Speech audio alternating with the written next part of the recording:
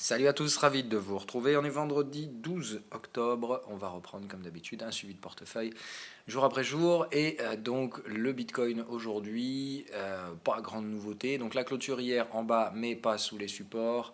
Ça ne change pas grand-chose, si ce n'est que ça y est, Sine Wave vient de basculer bear, c'est-à-dire dans un cycle baissier, mais non bearish, c'est-à-dire un cycle vendeur faible, cycle à ne pas suivre, et surtout cycle à essayer de casser. C'est-à-dire que c'est un peu comme un objectif pour déclencher des mouvements. Quand on a un cycle faible, généralement le marché va faire l'opposé pour essayer de trouver du mouvement. Donc on va voir si là effectivement il s'agit d'un piège vendeur, à savoir donc peut-être une bougie qui aujourd'hui pourrait tout simplement s'enflammer, venir déborder tout ce merdier et donc déclencher un contre-pied acheteur. À voir, moi je suis toujours dans ce sens-là. En termes de momentum, ça semble corroborer à ce niveau-là, c'est-à-dire qu'on est toujours en fait dans la structure de compression, puisqu'on n'a pas réussi à sortir du support, et on voit que ça oscille, voilà, ça oscille, le momentum se resserre, les trendlines sont en triangle, donc compression de momentum. Ici, on vient taper la Bollinger basse, c'est pas un grand problème, ça peut être juste pour écarter et créer un peu de volatilité. Rappelez-vous ce que je vous ai dit, après la compression en triangle, viendra une phase d'expansion, où on va tenter de casser à la fois les supports et les résistances. On peut très bien commencer par casser les supports et aller casser les résistances ensuite. Moi, tout ce qui m'importe, c'est qu'on ne retrouve pas un directionnel fort. L'avantage avec la cassure haussière en primaire, c'est que ça d'abord neutralise la tendance baissière et ensuite on vient chasser les stops. Donc en termes de psychologie, ça me paraît plus sain de le faire. Enfin, non, c'est pas plus sain, mais ça me paraît plus logique en termes de logique de marché de faire ça. C'est-à-dire de d'abord donner un signal acheteur, puis d'aller casser facilement tous ceux qui sont rentrés avec du levier dans ces cassures acheteuses. Là où, dans ce sens-là, ça peut fonctionner aussi. Dire, tout le monde achète le triangle, on va d'abord les démonter, les faire vendre, et puis au final, on va y aller. Tout ce qui m'importe, c'est la structure de prix. Voilà, d'abord la compression, puis l'expansion. A priori, pour l'instant, un départ plutôt baissier. On va voir si c'est un départ qui va être annulé pour aller casser. Tant qu'on ne casse aucune des deux bornes, vous n'avez pas la sortie de ce triangle. Donc vraiment patience, mais quoi qu'il en soit, cette borne-là et cette borne-là, normalement, seront cassées. C'est-à-dire qu'on ira à la fois au-dessus et en dessous de celle-là. Maintenant, on peut très bien la faire dans l'ordre inverse. Moi, ça ne me surprendra pas plus que ça. Mais pour l'instant, je ne vois pas nécessairement de raison de changer le plan en cours. De même pour les positions spéculatives sur Ethereum. Donc je les ai placées, comme je vous l'ai dit, sous le bottom ici. On a signal acheteur, signal vendeur, ça comprime. Pour l'instant, tant qu'on ne casse pas ni le signal vendeur, ni le signal acheteur, je ne vois pas de raison de flipper. On vient de passer également ici dans un cycle vendeur détecté comme étant bear là par contre, mais aucune confirmation momentum. Même chose, on voit la trailline haussière qui commence à se construire. On est dans les Bollinger basses qui sont complètement fermées. Donc la grande question, c'est de savoir où est-ce que ça nous mène. La journée d'hier, il y a eu un petit volume, mais pas un volume de timbré non plus, mais ça reste un volume assez notable, on le voit bien par rapport à l'historique global. Donc on est bien ici sur un volume notable. On va voir comment s'expriment les prix à la suite de cette journée avec volume. Je vous dis, si aujourd'hui ou demain, si aujourd'hui on fait rien, que demain on remonte, c'est une morning star. Si aujourd'hui on remonte direct et qu'on va clôturer au-dessus, c'est une avalante haussière. Donc je dirais qu'il va falloir une confirmation aujourd'hui. Si ça prend une deuxième journée de baisse aujourd'hui, je pense qu'il faudra quand même commencer à se poser quelques petites questions. En tout cas, tant qu'on ne casse pas le bottom, il ne faudra pas non plus outrepasser les limites de ce qui se fait. Mais disons que si aujourd'hui on enfile une deuxième journée baissière pour venir chercher le support, ça quand même augmente de facto les chances de s'en prendre une et donc de me prendre une perte spéculative sur le Ethereum. Ripple s'envole de 15%. Là, on va en parler tout simplement parce que si je vous remets l'analyse graphique, le principe était de dire on ne fait rien tant qu'il n'y a pas ça. Voilà, le marché sort, va clôturer en bas, mais où pile poil sur une zone d'achat et ça rebondit ce matin. Donc attention, ça peut très bien être juste un gros signal de hop, je viens choper un max d'acheteurs et puis maintenant que je les ai, je vais repartir chercher la zone de vente. Et si c'est ça, tout simplement, ça va vous balayer autant que vous balayez les autres cryptos. Donc faites attention, on est dans un cycle de retour de volatilité après une phase de compression. C'est piégeux et surtout, si vous tradez sur breakout, vous êtes complètement mort. Donc là, à défaut de vous dire quoi faire, je vais surtout vous dire quoi ne pas faire.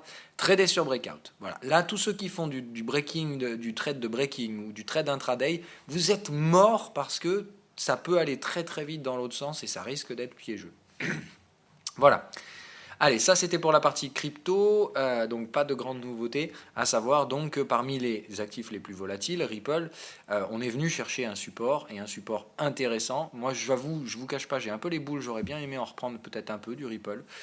J'aurais dû laisser un ordre, hein, ça c'est une erreur, c'est clair, j'aurais dû laisser un ordre dans la zone bleue. Vous voyez que quand on y vient, ça traîne pas longtemps. On va regarder en 15 minutes l'amplitude du truc.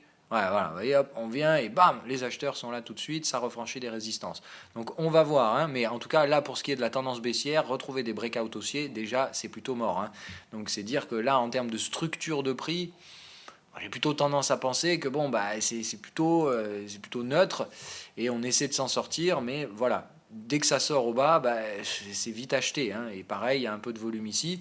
Donc vraiment, moi, je vous appelle à la prudence sur les cryptos. Je n'ai pas l'impression que ça parte au sud, hein, plus que ça pour l'instant. Si on regarde d'un point de vue indice altcoin, même chose. Hein, ça, c'est juste un pullback de vague 2. Hein, ça fait A, B, enfin un B en triangle, vague C, et terminé, on repart à la hausse. Donc moi, normalement, ça, c'est plutôt un schéma qui est plutôt encourageant.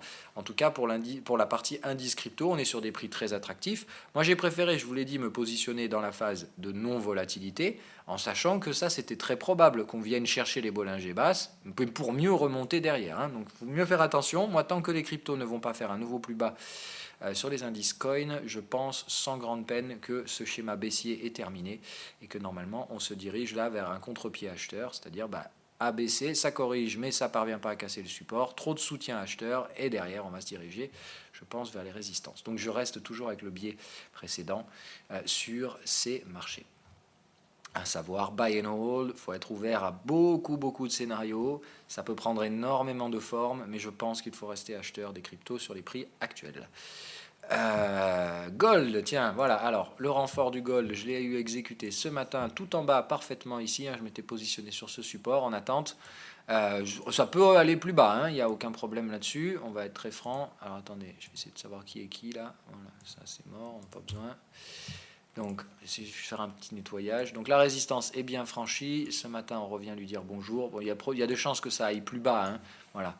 Mais donc, ça y est, j'ai pris mes petits renforts. Donc, j'ai renforcé de 50% la taille de position. Donc, je reste sur un levier 1,5. Ça reste très faible pour l'instant. Et je m'attends à ce qu'on digère ça pendant un bon moment. C'est-à-dire que là, maintenant que les indices vont consolider un petit peu, vont essayer de latéraliser pour gagner du temps, je m'attends sérieusement à ce que notre pote le gold tergiverse un peu, mais le plan c'était de dire dès qu'on sort de cette compression, je renforce donc. Nous avons des breakouts haussiers, on va voir ce qu'il en est en daily. Hein, breakout haussier en daily, c'est plutôt chouette. Hein. La dernière fois qu'on a réussi à breaker en daily, ça a duré un bon moment. Donc on va voir, c'est la raison pour laquelle je renforce, tout simplement parce que si je ne le fais pas ici, franchement c'est une erreur de stratégie, tout simplement parce que ce breakout laisse sous-entendre qu'on va sortir du canal et donc probablement venir chercher les 50%. Donc la zone des 38, pour moi il n'y aura pas de TP, hein, voilà, parce que ça signe breakout. Donc tout simplement je préfère prendre le risque. Ayant un prix moyen d'achat à peu près par là, dans la médiane du range, je passe ici, c'est-à-dire que là le renfort de 50% m'a fait remonter là, voilà. Hein. Donc là, je suis tout juste sous le niveau de breakout, c'est pas fantastique, hein, c'est-à-dire que je suis pile poil au niveau des 23 là. Donc je m'attends à ce que le marché soit décolle d'un coup et vraiment fasse une extraction brutale de la zone. C'est pour ça que je renforce quand même, mais je ne serais pas surpris qu'on repasse un peu en négatif sur ce trade. Voilà, hein, comme le potentiel est énorme, soit on y va vraiment comme ça, hein, c'est-à-dire tout connement, voilà, on a eu l'impulsion et maintenant on va juste tirer jour après jour. Voilà, il est possible qu'on monte comme ça jusqu'à venir là. L'autre option, c'est aussi que les indices consolident, donc le gold consolide, et avant de remettre une nouvelle impulsion. Je pense patience, mais quoi qu'il en soit, voilà, avant d'invalider ça, il va falloir être costaud. Évidemment, le stop est remonté sous le bottom, c'est-à-dire qu'à ce stade-là, l'extraction est faite. Si le marché retombe, il est hors de question de rester acheteur de ce truc-là. Dans ce cas-là, ce sera beaucoup trop risqué, malgré le fait qu'on soit que sur une pattern TP. Hein, d'accord, TP, ça restait assez faible, mais là, on a un squeeze dont on sort par le haut, franchement, avec un breakout. Donc pour moi, c'est propre. Maintenant, il faut voir si le marché continue. Je vous rappelle que le gold est un actif qui a été très largement manipulé. Et quand je dis manipulé, c'est franchement, j'y vais gentil, ça a été sacrément muselé par la volatilité. Et cette tendance-là est incompréhensible. Mais Voilà, on va voir si aujourd'hui on s'amuse à la corriger, cette tendance, ou si tout simplement les mecs qui faisaient joujou sur le gold décident toujours de le faire et de vendre le métal précieux. Donc toujours un peu de prudence. Pour ma part, j'avais prévu de mettre beaucoup plus de levier à la base. J'avais été beaucoup plus franc dans mon discours sur le gold. Il y a plusieurs mois de ça, j'avais dit ça distord. Ok, la distorsion est énorme. Quand ça va repartir comme il faut. Je le pense toujours, mais est-ce que je suis prêt à risquer des leviers 2 ou 3 là-dessus? Franchement, non. Surtout que j'ai pas des prix très très bons. Si j'avais eu des prix spéculatifs tout en bas, j'aurais peut-être été plus agressif. Là, c'est un peu moins enjoliveur. Voilà. Dans le sens où j'ai quand même moins bien fait mon boulot spéculatif parce que je traînais quand même des petits achats d'ici. Il y a eu le gros renfort fait ici, mais il n'a quand même pas réussi à me tirer le prix tout en bas.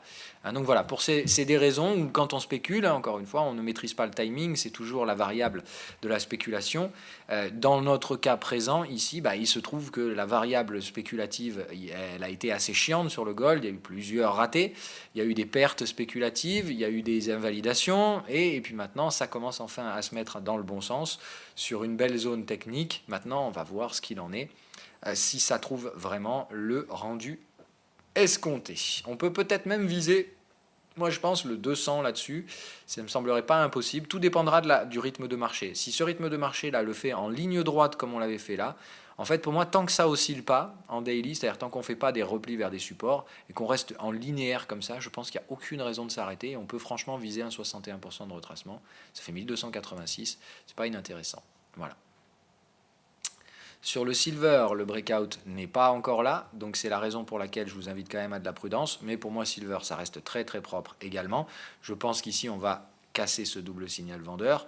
Alors, il n'y a pas de double signal vendeur, mais je m'attends à ce qu'ici, on vienne démonter le sommet.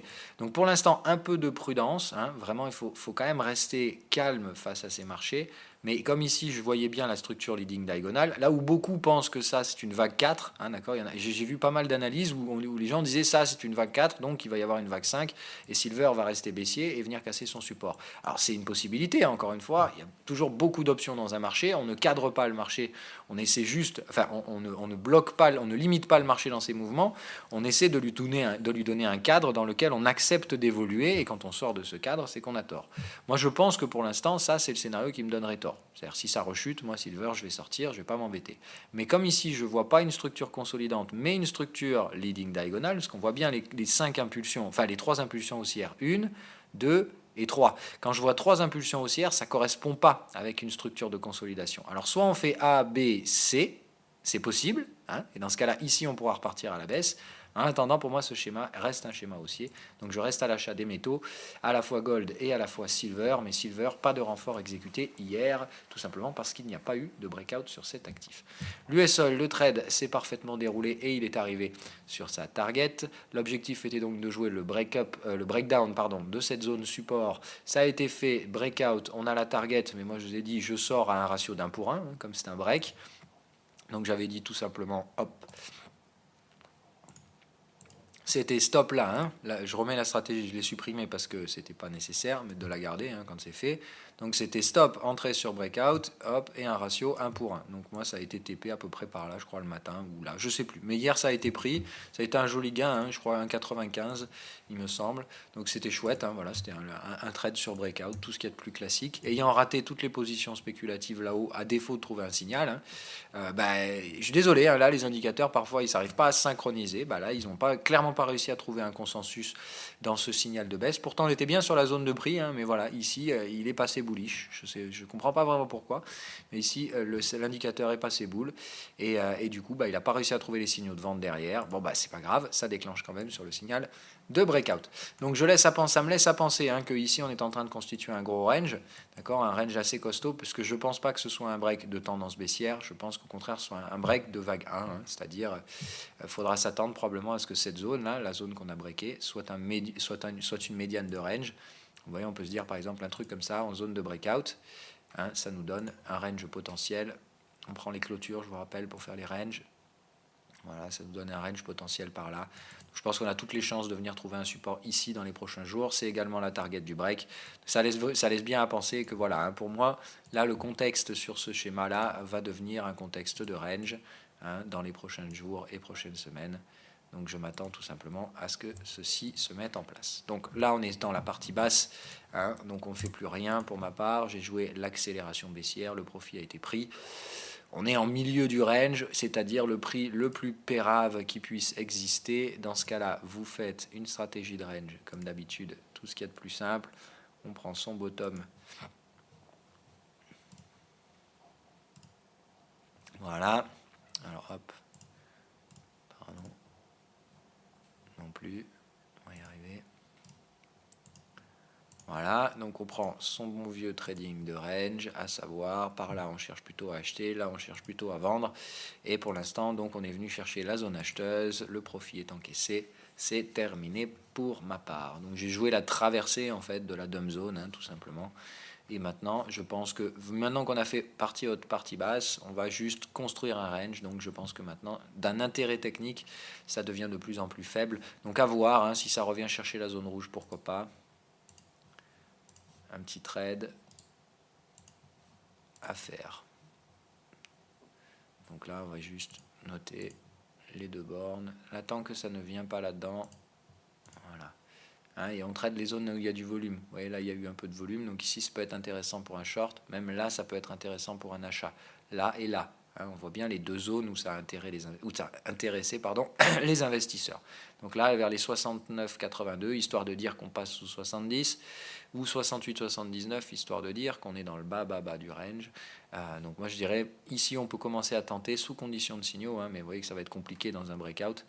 Donc j'aurais plutôt tendance à dire, peut-être ici en 15 minutes, essayer de trouver un signal 15 minutes vers la zone bleue, en tout cas sur ou sous la zone bleue, me semble être un intérêt potentiel pour ceux qui veulent des trades sur l'US Oil.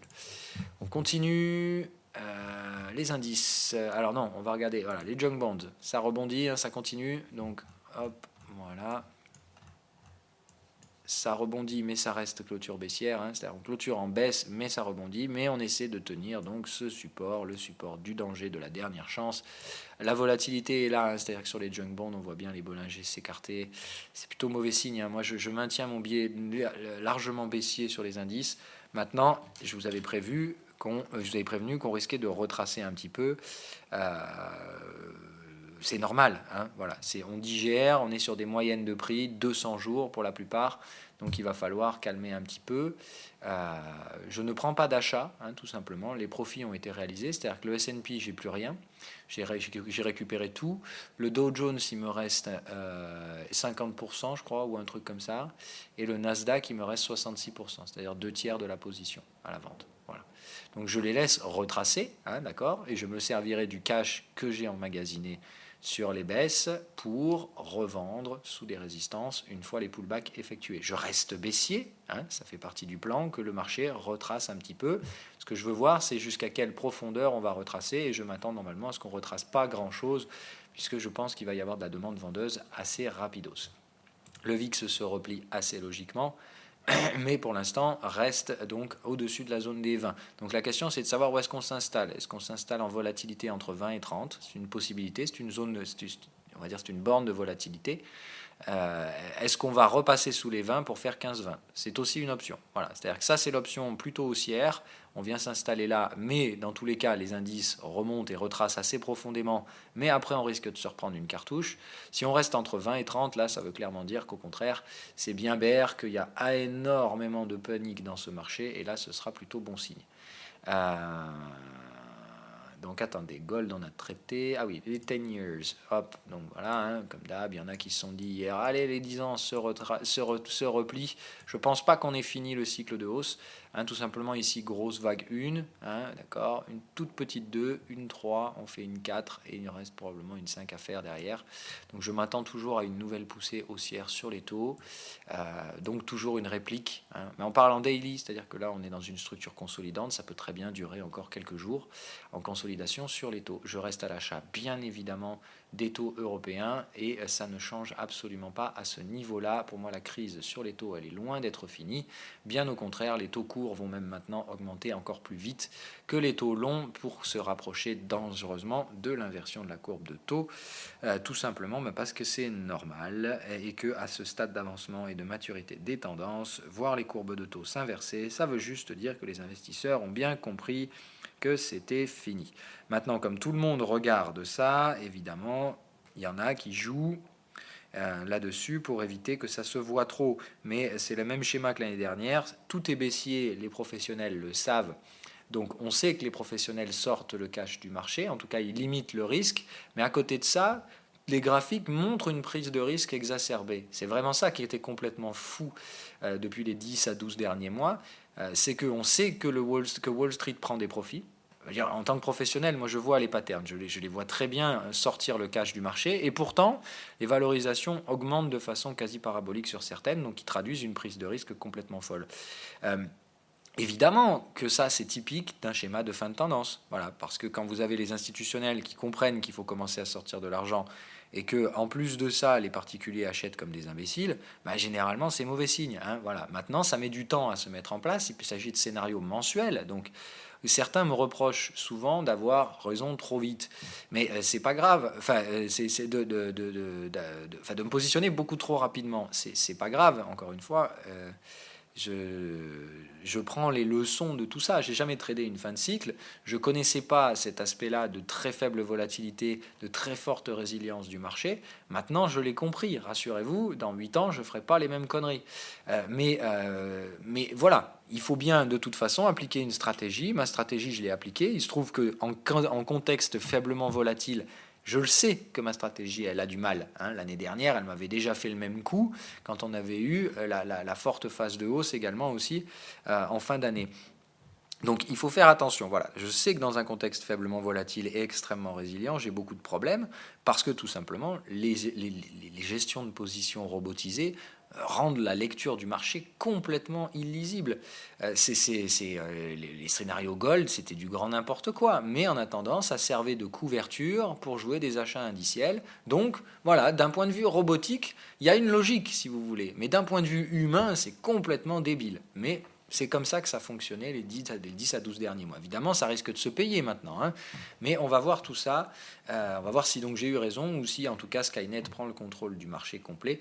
C'est-à-dire que je vais être très franc, si ce qu'on a là sur le S&P 500, ça devient la même chose que là, c'est-à-dire un triangle de volatilité, c'est-à-dire si au lieu d'avoir un schéma de baisse, on se retrouve avec un schéma comme ça, mais vraiment là, ce que je vous dis, c'est ce que je pense. Si jamais on s'amuse à faire ça, et que derrière on s'amuse à remonter un nouveau coup, ok, si on s'arrête par là, c'est-à-dire si on vient chercher la zone Big Short et qu'ensuite c'est terminé à Wall Street, ok, c'est-à-dire en gros, un nouveau coup ici, on piège tous les vendeurs, mais on écrabouille la volate et on colle une dernière vague de hausse, c'est possible. Rappelez-vous que ça faisait partie des scénarios recherchés. Dans ce cas-là, ça aura été juste un énorme piège à con, mais normalement dans un triangle, je ne me ferai pas piéger. Voilà, il n'y a pas de souci, c'est-à-dire que j'aurais probablement encaisser une partie de mes gains ici, probablement trop faible, et puis derrière, si le marché repart aussi, c'est pas grave, ce ne sera pas une perte dans tous les cas. Et je rempilerai ici. L'autre problème, c'est que si on s'amuse à faire ça, j'ai peur que malheureusement derrière, on fasse ça. Et là, pour le coup, c'est beaucoup plus dangereux. C'est-à-dire que là, derrière, si on s'amuse à faire ça, j'aime autant vous dire que l'économie, elle va vraiment, vraiment en pâtir à la correction qui suivra d'un truc pareil.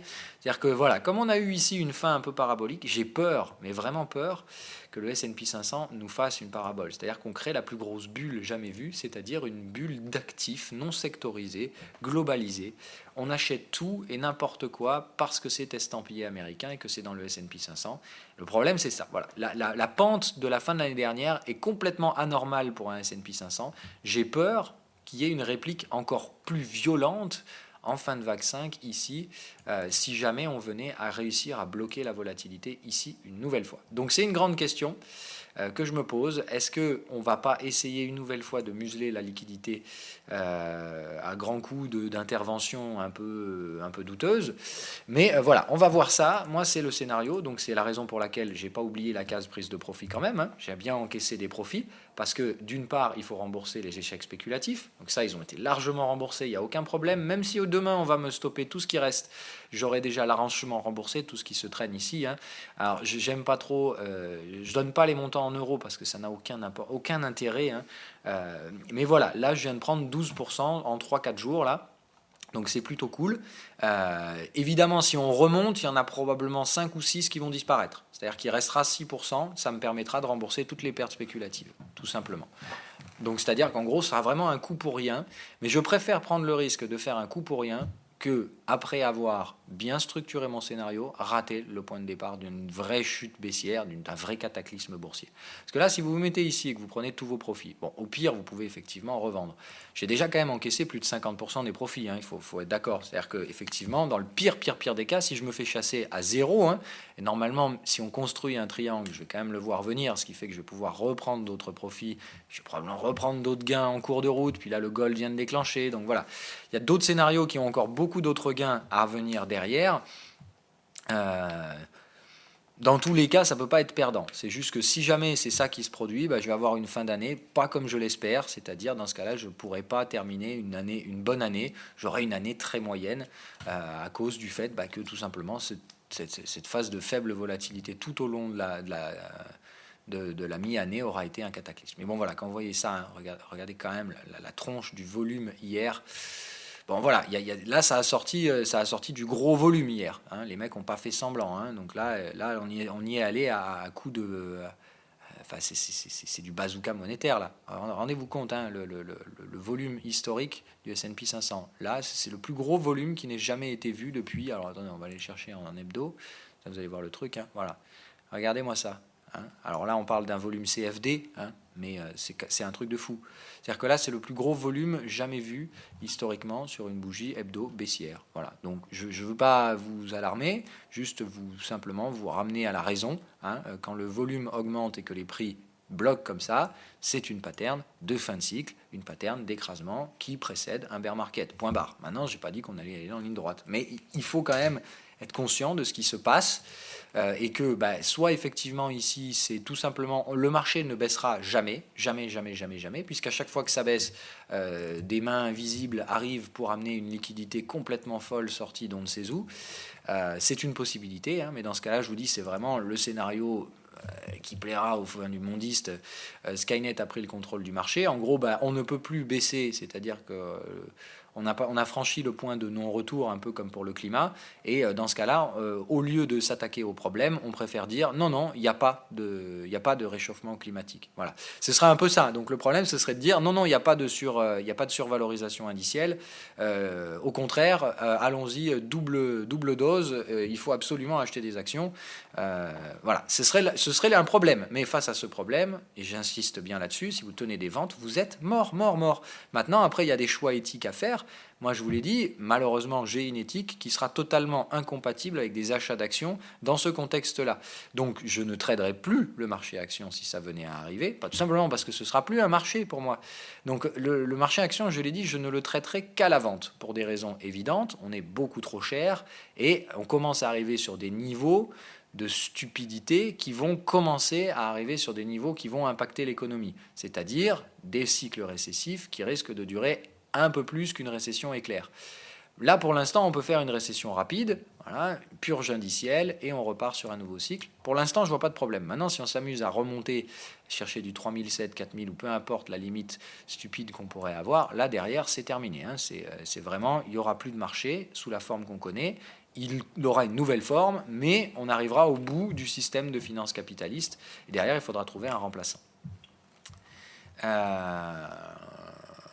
Alors, je regarde, qu'est-ce qu'il nous reste à traiter avant de finir? Ah oui, les forex, on n'a pas fait les forex. Donc, l'eurodoll, toujours pareil. On va revenir en daily. Hop, pas de contre-indication sur ce marché. Le TP semble bien validé, hein. On a bien Hop, ici, le petit triangle de confirmation. On est bien sur un momentum survendu qui a tenu. Donc pour moi, ça me paraît propre. Maintenant, là aussi, est-ce qu'on ne peut pas avoir un petit pullback sur l'euro? Je ne serais absolument pas surpris de tout ça. Pas de validation tant que pour moi, on ne sort pas de ces zones-là, ou en tout cas qu'on ne va pas les chercher. Et il y aura un trade en breakout à réaliser ici, puisque je pense que là également, une belle vague haussière nous attend derrière. Mais en préparation d'une tendance, le marché généralement va nous faire une jolie merdou comme il nous a fait sur le gold. C'est-à-dire que je m'attends à ce qu'ici on ait un gros range euro-dollar pendant un bon moment, ni l'euro ni le dollar ne prendra le pied, et à bout d'un moment l'euro s'emparera, je pense, du scénario, mais je m'attends à court terme à ce que Rodol ce soit d'un ennui mortel. Je ne sais pas où est-ce qu'on va former une résistance, est-ce que ce sera là, est-ce que ce sera là, mais je m'attends à ce qu'il y ait de nombreux pullbacks sur la partie basse de cette oblique avant de décoller sérieusement. En fait, je m'attends à une même merde que ça là-haut, là. C'est-à-dire ici, rappelez-vous, le temps qu'on a mis pour déclencher ce scénario baissier euro-dollar, quand il a payé, évidemment, ça a été un carnage, mais maintenant, le truc, c'est que je m'attends vraiment même chose, le même type d'action de prix débile, bruyante, imprévisible. Quand vous êtes là-dedans, vous dites tous les jours, allez, cette fois on y va, c'est parti, tout est bon. Eh ben non, on n'y va pas et on remonte chasser les stops des imbéciles qui sont trop proches. Donc voilà, je pense que pour l'instant, pour moi, euro-dollar, ça reste là en invalidation. Il ne faut surtout pas remonter les stops, il ne faut pas passer en levier pour l'instant. Je pense qu'il faut vraiment rester très prudent. Je m'attends à du bruit sur ce marché. GBP par contre, là ça se passe bien et je pense qu'il y a une petite zone de break à faire. Maintenant attention, elle je ne la joue pas en renfort haussier. Je suis déjà leveragé sur GBP. Alors il faut passer à 4 sur 5. Non, alors c'est un tout petit levier. Je suis à 1,5 là aussi. Je n'ai pas de levier fort sur le GBP. Je vais rester 3,5. Voilà, je dirais je passerai à 4 quand on aura fait ça. Voilà, c'est ça. C'est-à-dire que là, mon levier 1,5, je le garde. Mais ici, je vais probablement revendre, me remettre à un levier 0,5 ou 1 et racheter bien un pullback en vague B, puisqu'on doit normalement monter en 2 vagues. Si ma mémoire est bonne là-dessus, c'est le scénario. Mais je pense qu'on vise à terme et sans grand problème la zone des retracements 50%. Ou une petite extension à 1,35 au-dessus. Mais c'est vraiment pour moi la zone 1,35 là, qui va être recherchée et tradée un bon moment. Avant, je pense, un petit repli pour venir faire un bon plein d'acheteurs sur une belle vague 2. L'euro-yen, alors donc comme je vous l'ai dit hier, ça a été réparti euro-yen, USD-yen, c'est-à-dire que je n'ai plus de levier aujourd'hui sur l'euro-yen, ça correspond à la vision et aux chiffres que j'ai là, et l'USD-yen, même chose, lui vient de passer à 3 sur 5, c'est-à-dire qu'en fait j'ai réparti, j'ai sorti de l'euro-yen en gain. Alors évidemment très loin du gain qui était escompté, je vous rappelle que le scénario euro-yen, je vise des niveaux beaucoup plus bas, mais tout simplement voilà. Je pense que comme l'euro-dollar risque d'être assez piégeux et assez chiant, je préfère pas mettre tous mes œufs dans le même panier. Ce qui m'intéresse ici, c'est le yen. Et dans ce cas-là, je me dis, voilà, je préfère tirer large spectre sur le yen à travers ces trucs-là. Et j'en ai rajouté une, je remercie Rodolphe, tout simplement. Bon, après, c'était d'une bêtise, c'est-à-dire, comme je dis, je traitais l'USD CAD et l'USD yen.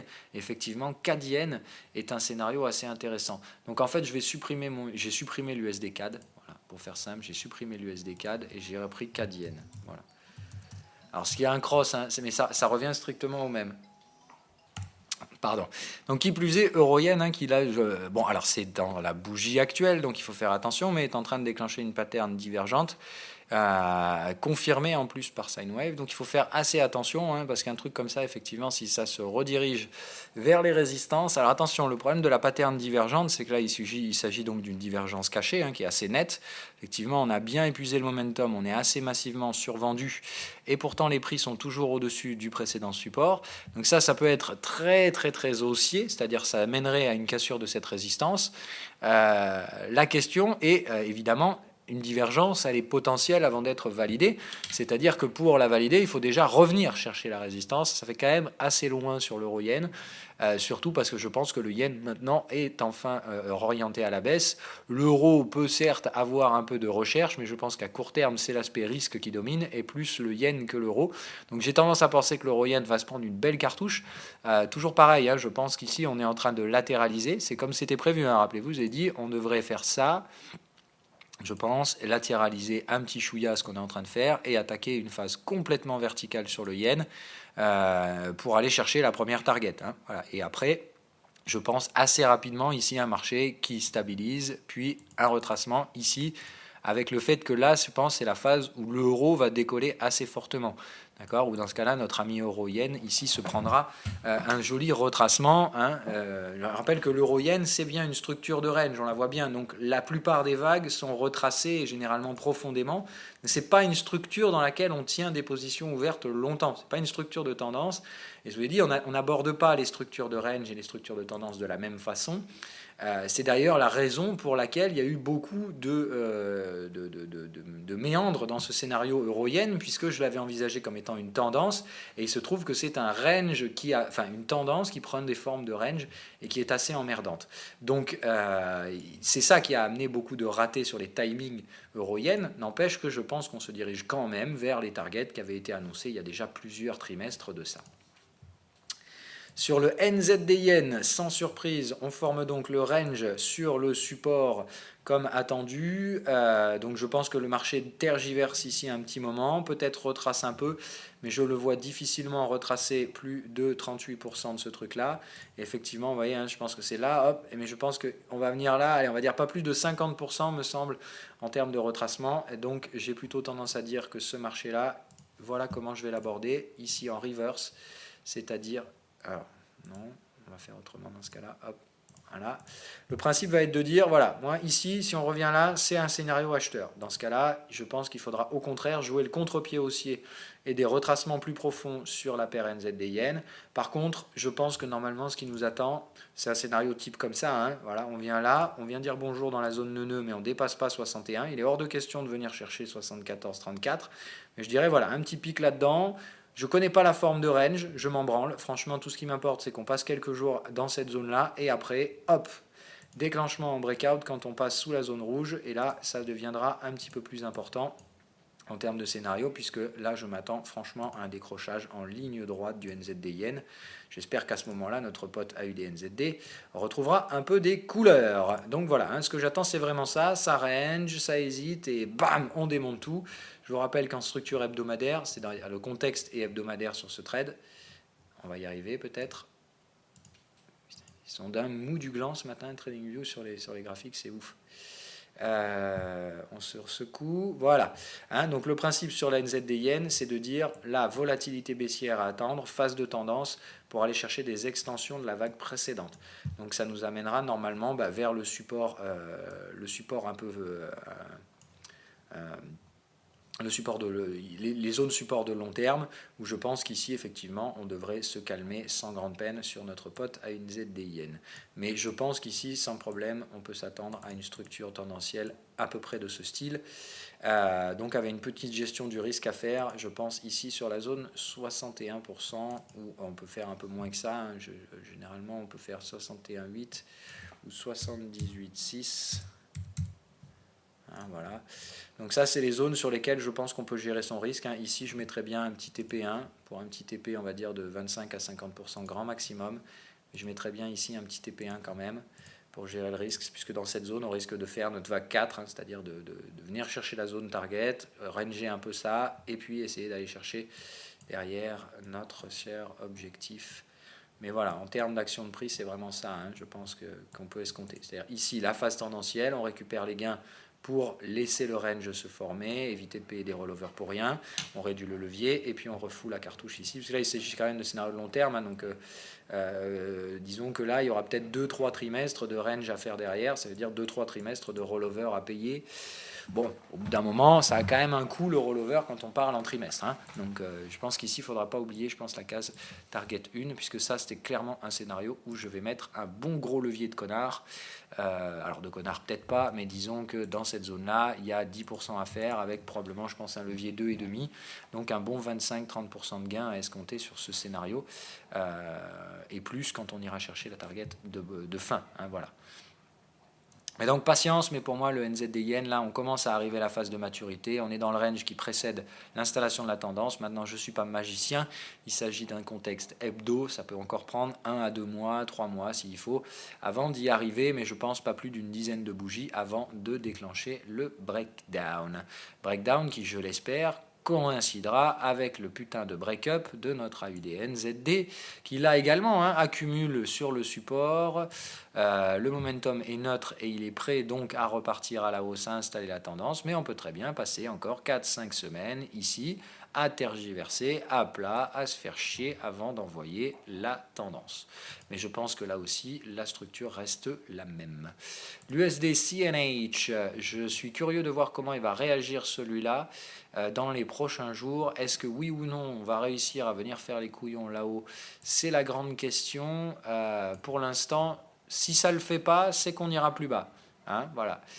Si on y va, je pense qu'on s'arrêtera par là derrière et on va essayer. Voilà. Bon, je sais pas. Moi, je pense que le marché veut absolument le faire, mais j'ai peur que notre pote le dollar se fasse démonter la gueule avant tout ça et que du coup, ce soit les Chinois qui récupèrent un peu la mise pendant un moment. Donc, je m'attends à ce que ce type de vague-là, on risque de consolider ça assez fortement, probablement de l'ordre de 50%. Je m'attends quand même à ce qu'on vienne chercher des zones par là. L'USD MXN, voilà, lui pareil, ça tergiverse avant de déclencher une belle impulsion baissière. Donc patience pour l'instant, trop tôt pour jouer les scénarios en breakdown. Donc je vais mettre un breakdown par là, voilà. Attendre que ça déclenche. Ça, quand ça déclenche, il faudra mettre un peu de levier sur ce scénario-là, puisqu'on aura une phase tendancielle où évidemment personne ne s'amusera à acheter 2 dollars face à son pote mexicain. Voilà pour le Forex. On regarde le GXY, donc l'index, voilà, donc c'est propre, là il n'y a vraiment rien de chez rien à dire. Ça passe bullish en contexte hebdomadaire avec une clôture à valider, mais je vois pas de raison que ça retrace plus que ça. D'ici ce soir, donc sur le yen, c'est propre, c'est net et sans bavure, c'est bullish partout en hebdo et en daily, c'était prévu. Je l'ai dit, ça faisait des semaines que je le recherchais, ce salopard. Il finit par me donner raison et je pense que là, on n'est pas dans le contexte du TP. Là, ici, effectivement, j'avais une conviction haussière, rappelez-vous. J'ai été très surpris de voir cette phase. Alors ça, c'était normal. Ça, c'était encore une fois de la débilité profonde, mais c'est pas grave. Ça déclenche juste des patterns encore plus haussières maintenant. Je pense que là, les boules ont la main et qu'on va tirer au moins 61%, voire plus. Donc sur notre pote le yen. Donc je m'attends au moins à revenir faire un point E par là. C'est vraiment strict minimum. Et si on peut même installer une tendance, ce sera pas plus mal. On regarde nos potes Fangat. Voilà, donc ça, je vais être très clair, très franc. On voit bien la structure. Ceux qui osent appeler ça une tendance, je leur dis merde. Ce n'est pas une tendance, c'est à une grosse bubule. Dans une grosse bubule, on retrouve toujours le même schéma et on est bien effectivement là-dedans. Retour volatile avec hausse du volume, écrasement de ce volume ensuite au niveau des sommets historiques. Et puis on retrouve le volume, les prix stagnent et chutent. Et on y est, bordel. Donc il y a tout ce qu'il faut pour créer un crack sur les valorisations Fangat.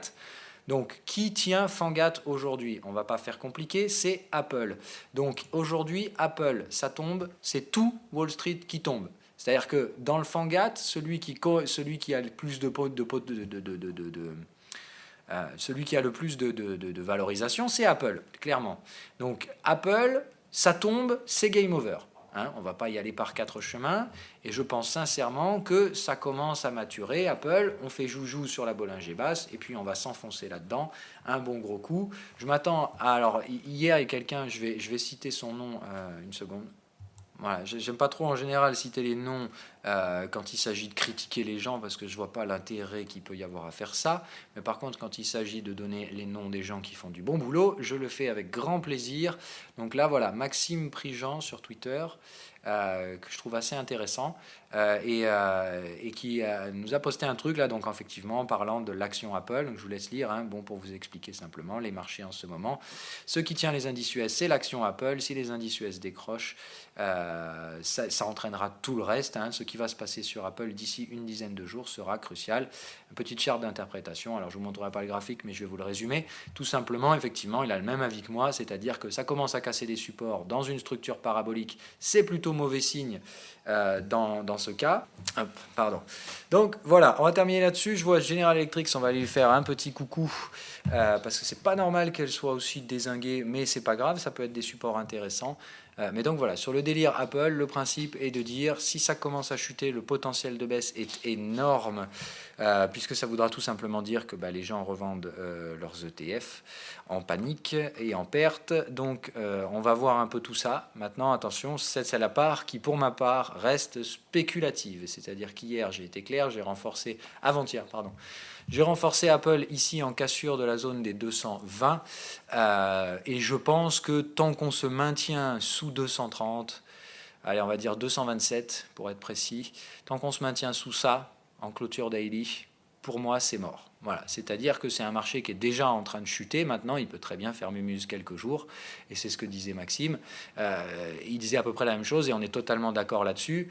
Pour moi, voilà, ça a déjà été donné ici, à partir du moment où on avait eu le signal haussier, hein, la petite flèche bleue là, derrière, bien cachée, vous la voyez, regardez en bas à gauche là. Voilà, à partir du moment où ça s'est fait invalider, je me suis dit, ok, d'accord, ça commence à devenir sanglant, et c'était donc l'objectif de dire, en cassure de ce support, je passe vendeur. Ça casse, maintenant, attention, on a bien inséré une clôture hier sous les 215, je pense que maintenant on va faire mumuse. Entre la résistance qu'on a trouvée hier, donc les 219, et le support ici, je pense que le marché va essayer de gagner du temps, hein, peut-être une semaine, on peut passer une semaine entière ici. Apple, tout va être fait pour faire en sorte que ça ne chie pas dans la colle. Le volume n'est pas là, ce qui fait qu'effectivement, c'est plutôt bon signe. Je ne vois pas un soutien acheteur puissant. Je vois par contre un marché qui va probablement se maintenir avant, bam, l'énormissime affoncement baissier. Et là, je pense que ça va faire mal. Parce que le premier support d'Apple dessous, il est 16% plus bas.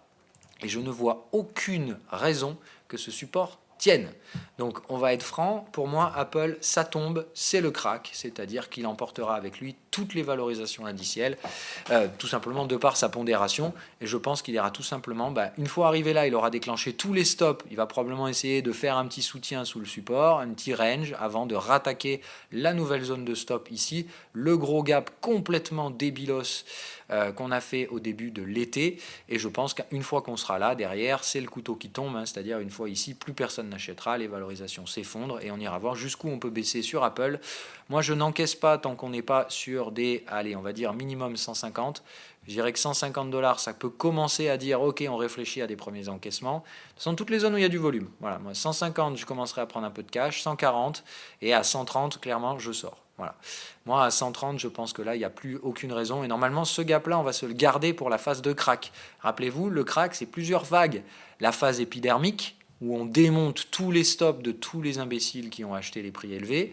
Hein, on les recte d'un coup, on ne leur laisse pas la moindre chance de réfléchir. On les fait paniquer jusqu'à ce qu'ils sortent, en général, sur des supports. Derrière, dead cat bounce, sauf qu'on ne revient plus sur les résistances parce que tout le monde vend. Et évidemment, derrière, on va sur le crack, c'est-à-dire le désespoir petit à petit, les phases de panique dans le crack. Rappelez-vous, dans un crack, on commence à rebaisser, puis on fait paniquer les gens, ensuite espoir, et puis fin du crack, et ensuite on peut racheter Apple. Donc moi, je pense qu'Apple, ça se rachète à long terme entre 120 et 100 $. Cette zone-là, pour moi, c'est ici que ça se rachète à long terme. Donc ça fait plus de 50% de baisse, et on pourra même aller à 80, que je ne serais pas surpris. Rappelez-vous que dans un crack, on va aussi faire les couillons à la fin. Donc il serait tout à fait pensable qu'on vienne breaker la zone des 100 $ rapidement sur Apple en fin de crack. Mais disons qu'à ces zones-là, là, dès qu'on arrive 120, 100, déjà d'une, il ne faut plus être vendeur. Voilà. C'est-à-dire qu'arriver là, il ne faut plus rester vendeur à découvert de l'action. Et commencer même à essayer de chercher des petits soutiens de marché. Mais ça fait quand même très cher, c'est-à-dire effectivement partir d'un sommet à 230, aller faire mumuse à 100, ça fait 60% de baisse, et ça va en surprendre plus d'un.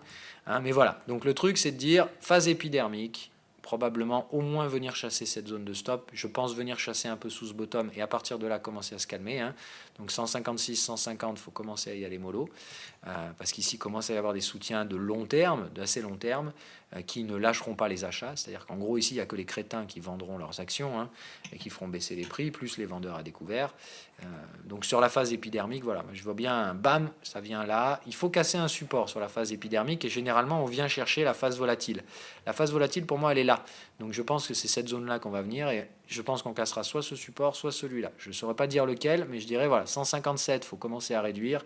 150, il faut encaisser une nouvelle tranche de bénéfices et 140 pour moi c'est la dernière. C'est-à-dire que c'est vraiment là les trois prix sur lesquels il faut encaisser ses gains. Ok, c'est vraiment TP1. TP2 et TP3. Voilà. À partir du moment où on fait ça, je pense qu'il ne faut pas chercher à aller plus bas que ça, ce serait trop dangereux. Voilà. Ça, c'est les zones sur lesquelles on encaisse sans chercher à comprendre. Hein. Voilà.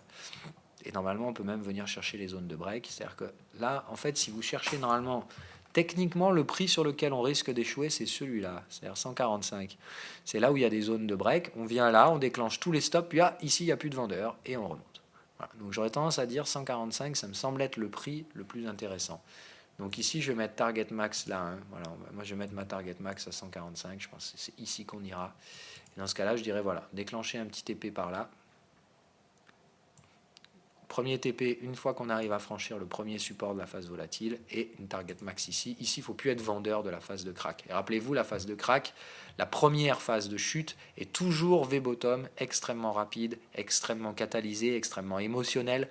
Donc là, il ne faut pas chercher du technique, il faut juste avoir des niveaux sur lesquels vous allez déclencher vos prises de profit. Hein, voilà.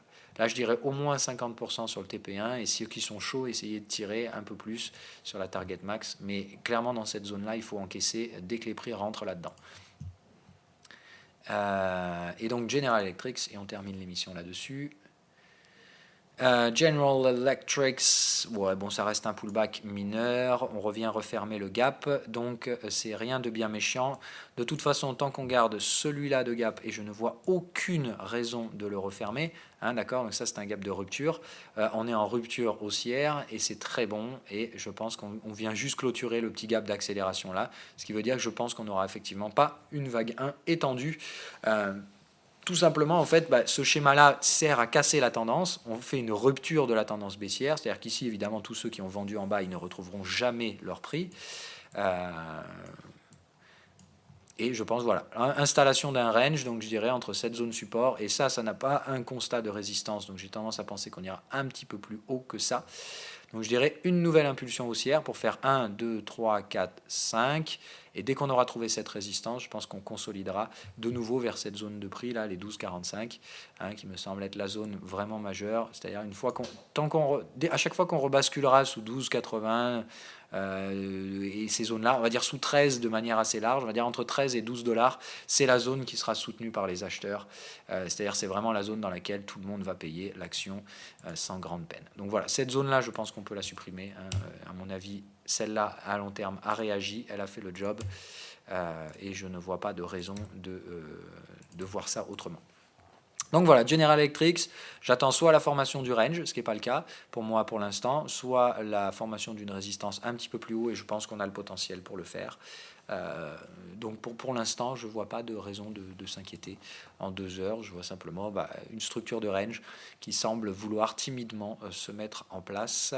Donc je dirais une première vague 1 ici, à suivre peut-être 2 vagues, hein, puisque vous voyez, c'est très pratique des fois de regarder en graphique en ligne, voilà, pour voir. C'est-à-dire que là, pour moi, on vient de terminer une première impulsion haussière, on est en phase de consolidation. Il y en aura probablement 2 autres à suivre pour venir chercher la première vague haussière terminée et complétée, qui a pour objectif de venir dépasser celle-ci. Voilà. Ok.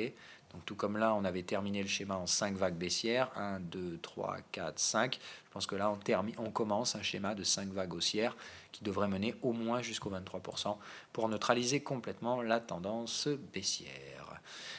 Donc on est survendu là en 2 heures. Maintenant, est-ce que c'est un signal d'achat ?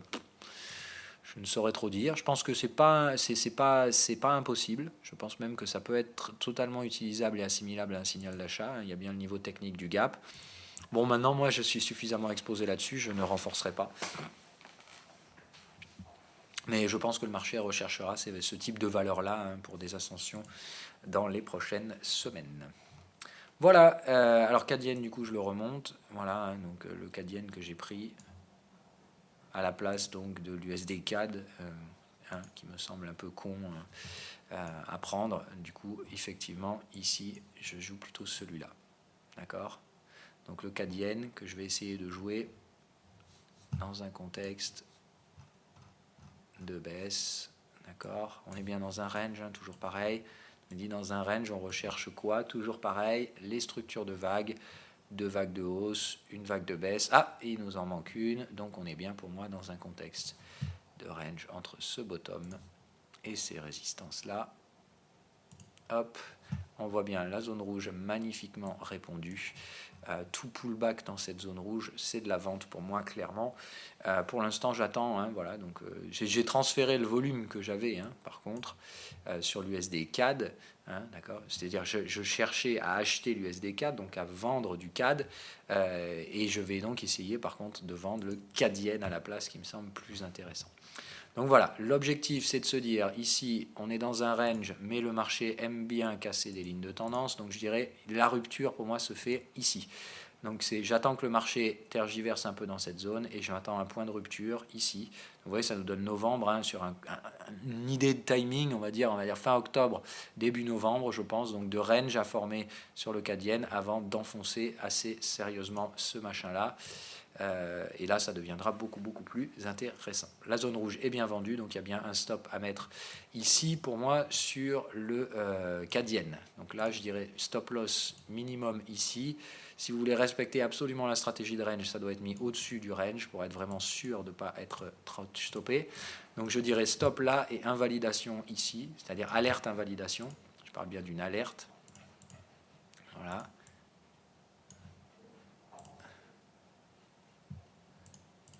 Ok, et je dirais ici, en cas de pullback, un renfort.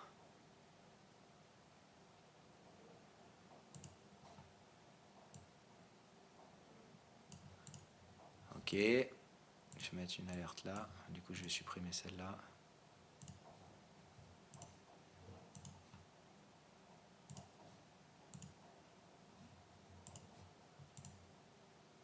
Ok, donc je dirais là en cas de pullback ici, ça m'intéresse clairement de renforcer cet actif-là, au moins à partir de cette zone de prix, tout signal vendeur, on va dire en 2 heures ou 15 minutes, je prends. La confirmation, donc je vous dis en cassure, ici, clôture daily et pas autrement, ce sera validé. Et donc à partir du moment où la validation est mise en place, passer sur des renforts, soit sur des pullbacks, soit sur les breakouts. Mais donc ici, dès qu'on vient chercher ce niveau, on se prépare aux breakouts et aux autres trucs. Ça veut dire que le marché commence à maturer pour installer les tendances baissières. Et donc l'objectif, c'est de dire, première phase de tendance baissière ici, là, hop, pack, belle tendance, on retrace A, B, C, on est mature pour installer, hop, la deuxième tendance qui pour moi ira sans grande peine chercher ici, donc sous la forme, vous voyez, comme à l'époque, ça avait fait 1, 2 à plat, et grande 3, 4, 5 ici. Maintenant la même chose, c'est-à-dire là on vient, on fait mumuse, vous voyez, on se fait un petit comme ça, hop, on s'envoie une grosse 3, 4, 5 et terminé. Ok, ici on encaisse et on ne cherche pas à comprendre plus. Je vous rappelle quelle est la structure de trading dans un range. Ça veut dire obligation de prendre un TP1 sur la sortie, enfin sur le bas de la zone neuneu en cas de pullback, puisqu'ici on peut très bien faire 1, 2, 3, 4, 5 comme ça, pas surpris. Ici, dans cette zone-là, il faut prendre un TP. Et ici, c'est le TP max et on ne vise absolument pas plus bas que ça. Voilà. Application bête et méchante de la stratégie de range que vous connaissez, je l'espère. Donc voilà, là on attend que ça rentre dans la zone neuneu pour valider. Une fois que ça valide, la zone neuneu devrait être traversée assez rapidement de par son inintérêt le plus total. Et ensuite ici, on achète un petit peu de ces positions vendeuses et on essaie de tirer le reste ici. Voilà, allez, je vous ai fait le tour. Question. Alors, pas de catalyseur apparent pour le breakout baissier des cryptos, mais curieusement en ligne avec le décrochage de Wall Street. Oui, possible. Alors moi, j'ai entendu parler du Tether, et je pense que c'est un des responsables potentiels. En tout cas, bon, on s'en fout, comme d'habitude. Il faut faire très attention à tout ça. C'est de la volatilité, mais c'est prévu. Et le problème, c'est que là, on est dans une expansion de la volatilité. Et c'est la phase la plus dangereuse parce qu'on est au début et vraiment les réactions peuvent être très épidermiques parce qu'après la contraction, les gens ont envie de retrouver cette volatilité. Ce qui veut dire que les moindres départs directionnels sont alimentés par du FOMO, ce qui est assez dangereux puisqu'on ne sait pas dans quelle mesure la brutalité la brutalité va se mettre en place. Voilà. Donc la volatilité va revenir, on cassera des supports et des résistances, mais il n'y aura pas de sentiment directionnel pour l'instant. Donc faites très attention à ça. Voilà. Je suis bluffé par la décontraction de l'intervention. Ok. Oui. Fais attention, Olivier. Voilà. Le problème, c'est ça. Évidemment que moi, je vais avoir une décontraction par rapport à toi, parce que tout simplement, comme tout, même un truc excitant. Moi, le premier, j'ai été excité par le trading au début. C'est excitant, c'est passionnant, c'est obsédant, c'est tout ce que tu veux. Quand tu fais ça pendant plusieurs années, ça devient chiant, répétitif. Tout ce que tu veux. Voilà, ça devient un métier, hein, tout simplement, comme tous les métiers. Ça vend peut-être du rêve au début. Je vous assure, c'est pas aussi fulgurant que vous l'espérez quand on le pratique au jour le jour. C'est vraiment ce qui, moi, si je devais qualifier mon métier, c'est répétitif, ennuyant.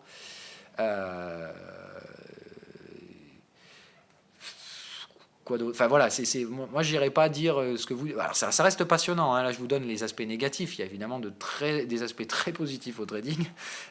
C'est juste pour nuancer ton propos, voilà, parce que je pense que la plupart du temps vous vous idéalisez complètement le métier. Je préfère vous rendre la réalité telle qu'elle est. C'est beaucoup plus contrasté et nuancé que ce que vous imaginez. C'est tout simplement un métier comme les autres en fait, hein. Voilà. Alors. Est-ce qu'il est risqué de détenir des ETF inversés tels que les ProShares? Je pense que pas nécessairement, mais je ne comprends pas l'utilité du véhicule ETF, tout simplement. Donc tu peux utiliser des ETF inversés, hein, des ETF bear, comme on dit.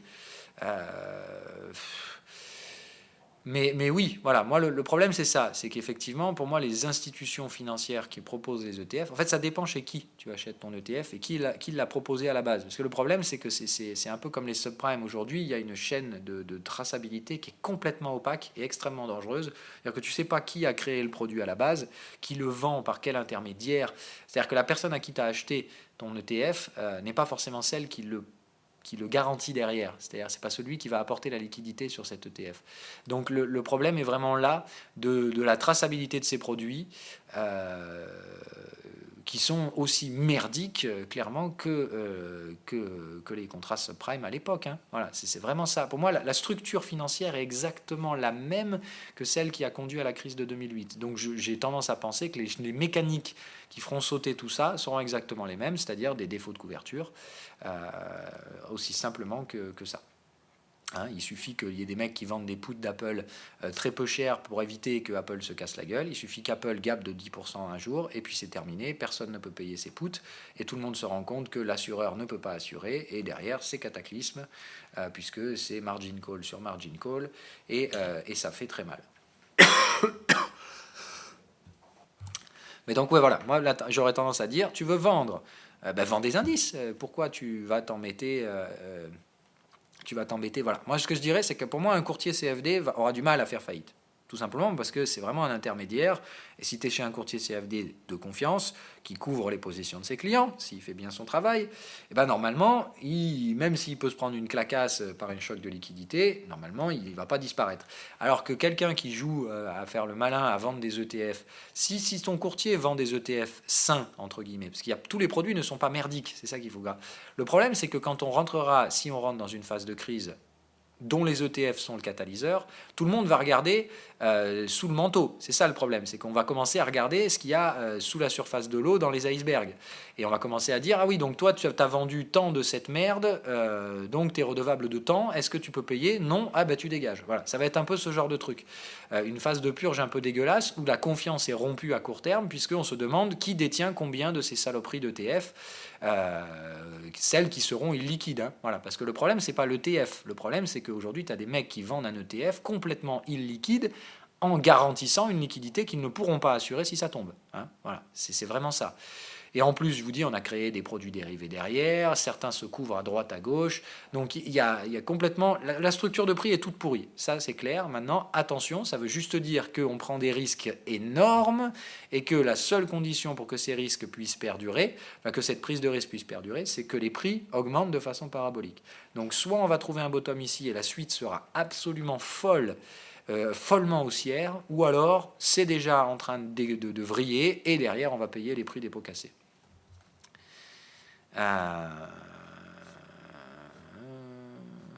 Pourrais-tu faire un point rapide sur la façon la plus simple selon toi d'aller trader l'or, l'eurodoll, le yen, les bunds allemands? Alors moi je pense le CFD, hein, si vous êtes français, le CFD reste de loin le meilleur des vecteurs pour gérer ces produits-là.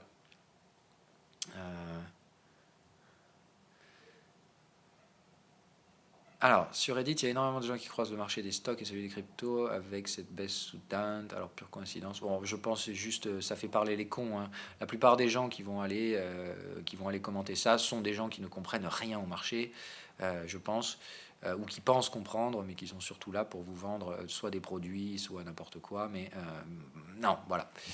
Pour moi, la corrélation, elle est pas là parce qu'elle n'est pas stable. Elle n'est pas cyclique. C'est complètement bruyant, donc c'est un truc que j'utiliserai pas dans ma vie. En tout cas, pas dans ma vision, moi, du marché. Ce qui ne veut pas dire qu'elle est fausse parce que je la pratique pas. Mais moi, j'en tiens pas compte. Je n'applique pas de stratégie de trading basée là-dessus. Alors, petite pensée pour changer l'URL du site dans la description. Oui, alors normalement, de toute façon, proindicators.com, normalement, si ma mémoire est bonne, ça doit remarcher. Voilà. Donc maintenant, ça remarche. Voilà, j'ai fait en sorte de remettre le site en route, puisque j'ai récupéré mon nom de domaine. Donc normalement, ça remarche. Voilà, donc j'ai pas besoin de changer l'URL dans la description. Ou alors, peut-être que je l'avais fait et il faut que je le remette. Je sais plus, c'est à vérifier. Hein, mais voilà, il me semble qu'il y a... Ah oui, ok, d'accord, je vois ce que tu veux dire. C'est-à-dire que maintenant, effectivement, le proindicator.com ne marche plus en HTTPS. C'est parce que bon, c'est l'histoire de HTTP, HTTPS. C'est-à-dire que je peux pas avoir deux sécurités, enfin deux certificats SSL. Normalement, ProIndicator doit marcher sans le HTTPS.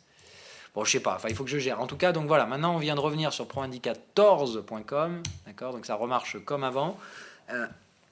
Mais donc il faut que je gère le double certificat SSL. Enfin, je sais pas, je vais voir avec mon pote pour qu'il me règle ça, faire en sorte que les deux puissent marcher. Mais donc effectivement, tu as raison, je vais aller corriger ça, merci. Donc voilà, hein, merci, tout est remis, mais maintenant donc on retourne sur ProIndicators à compter de maintenant. Alors, juste un avis sur un élément qui m'étonne, il y a un point important que tu répètes en permanence.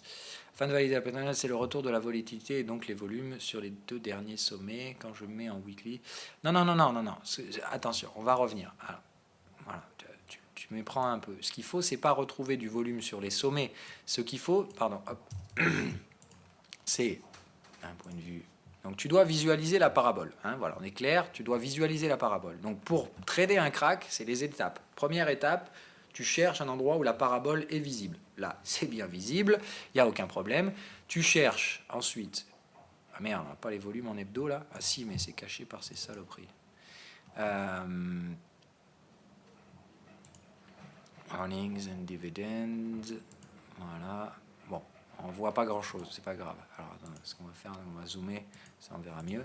Donc, la phase de retour de volatilité, elle est là. C'est-à-dire que tu vois que dans la phase parabolique, ça retrouve de la volatilité. Ce que tu dois voir, c'est voir le volume augmenter enfin pas significativement, mais tu dois avoir une augmentation de volume, voilà, dans la phase volatile. Tu la vois bien. Là, hop, ça volatile, et d'un coup, le volume augmente. Ça veut dire quoi? Ça veut dire que, alors qu'on devrait déjà commencer à baisser, le marché choisit d'aller encore plus loin dans la connerie pour lancer une dernière vague haussière. Ce que tu dois voir ensuite, c'est de nouveaux sommets historiques, d'accord, avec une baisse significative du volume. C'est ce que tu vois ici. Regarde, dès qu'on s'enfonce dans le sommet historique, il n'y a plus de volume. On s'écrase plusieurs jours de suite sous la moyenne 20 jours. La moyenne 20 jours s'écrabouille, c'est-à-dire qu'on monte, on fait de nouveaux sommets historiques, mais ça n'intéresse plus personne. Et ce qu'il faut ensuite, c'est retrouver du volume sous une résistance cette fois, c'est-à-dire former une résistance, que les prix commencent à buter et retrouver une nouvelle fois du volume. C'est ce qu'on vient de faire là les semaines passées. On retrouve du volume et ensuite tu veux voir les supports céder. Quand tu vois ça, normalement, tu as tout ce qu'il faut pour déclencher ta pattern de crack. C'est les éléments qu'il faut. Voilà. Pour moi, là, il y a tout. On vient de faire la phase verticale, sans volume, et on a retrouvé du volume et les prix baissent et commencent à casser des supports. Quand on a ça, moi, je short, point barre. Maintenant, si ça se trouve, c'est pas là. D'accord ? Et si c'est pas là, eh ben, on montera une nouvelle fois encore plus fort et on attendra une nouvelle fois de retrouver le schéma, c'est-à-dire nouveau sommet historique sans volume et ensuite de nouveau retrouver du volume sur une phase volatile. Et après, dès que ça casse un support, on rentre, même chose. S'il faut que je m'y reprenne 2 à 3 fois de suite sur Apple, je le ferai. Par contre, si ça passe, tu peux être certain que je vais être de la partie. Hein.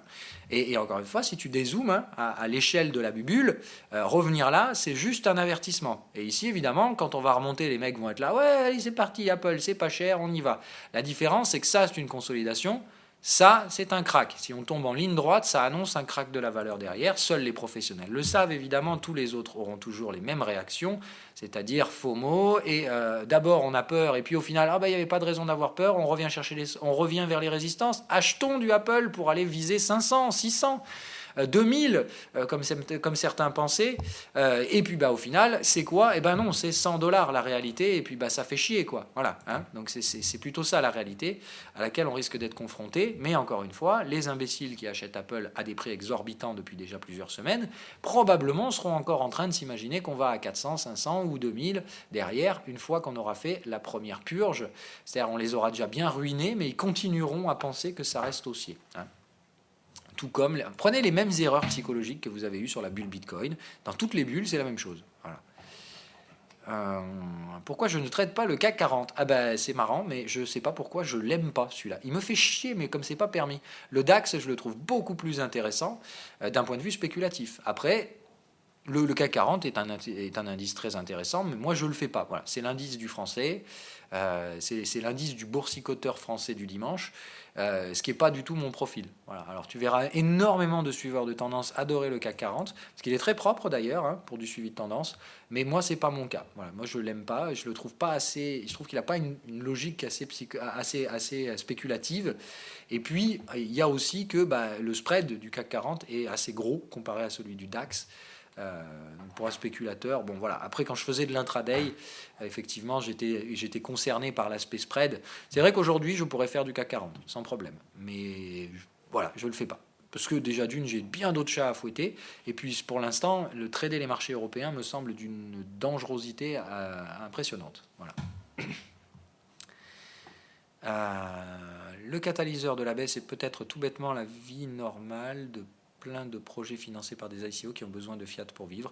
Tout simplement, hein, c'est possible. Sans volume d'échange, ça bouge vite, qui pump, effectivement. C'est tout à fait possible. C'est probablement une des raisons. Hein, voilà. Alors, je pense pas qu'il y ait de catalyseur. Ok, voilà, l'USDT. Ok, ça a bougé après. Bon, pas de souci. Donc, je sais pas. Moi, je tente pas d'apporter une réponse. Encore une fois, ceux qui commentent, ce qui s'est déjà produit, ce sont les analystes et ce n'est pas mon travail. Alors, cette valeur de croissance a-t-elle un potentiel de short intéressant ? On va en parler. Alors, montre-moi donc ça. Oui, tout à fait. Mais tu ne vois pas la bulle. Là, il n'y a pas de bulle, donc tu ne peux pas trader ça comme une bulle, Yannick. Rappelle-toi, les éléments, là, ta première case à cocher, tu ne peux pas la cocher. Là, tu as affaire à une tendance haussière, certes un peu trop forte, mais ça reste une tendance haussière. Tu vois bien l'aspect linéaire et pas l'aspect parabolique. Là, tu as une tendance qui a duré probablement un peu trop longtemps. C'est vraiment une valeur de croissance, là, il n'y a pas de doute, hein, puisque tu es bien passé de 200 à 500, mais la pente, d'accord, ne montre pas que les particuliers se sont emballés là-dessus. Par contre, ça laisse à penser que ton truc, là, il va rentrer effectivement dans une belle phase correctrice, et je pense que tu as tout à fait raison dans ton schéma, c'est-à-dire qu'à mon avis, ce support a de fortes chances de tenir, ou celui-là. Vu la tronche, moi, j'aurais plutôt tendance à dire celui-là. Donc je dirais peut-être pas acheter tout de suite, je pense que ça peut baisser encore un peu plus, ne pas l'acheter hein, de toute façon, mais par contre effectivement après que tu aies retracé 61 à 76,4 de la première phase de baisse, je pense que ce truc là il faudra se placer vendeur sur des signaux vendeurs. Tu es en daily, hein, donc ça veut dire que ça pour moi le trade là sur cette valeur là il se fera plutôt effectivement à échéance les prochains trimestres après un pullback de cette valeur pour jouer une deuxième phase correctrice baissière.